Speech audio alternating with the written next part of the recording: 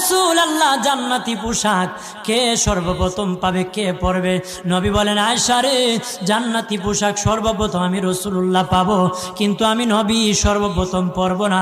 সর্বপ্রথম ইব্রাহিম খলিলুল্লাহকে জান্নাতি পোশাক পরানো হবে। কেন জানুনি?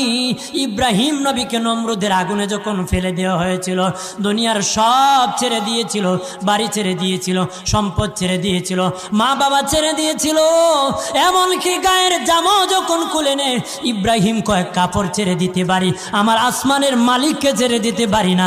ওই দিন আল্লাহ ইব্রাহিমের সাথে অঙ্গীকার করেছিল, ইব্রাহিম আজকে তোমাকে সকলের সামনে উলঙ্গ করে লজ্জায় ফেলে দিয়েছি ইব্রাহিম, তারপরে তুমি আমাকে ছাড়ো নাই। আমি কিয়ামতের দিন সকলের সামনে মুসলমান, বেঈমান, কাফের, নাস্তিক যারা তোমাকে উলঙ্গ করেছিল, তাদের সামনে আমি আল্লাহ আনুষ্ঠানিকভাবে তোমাকে কাপড় পরায়া দিব।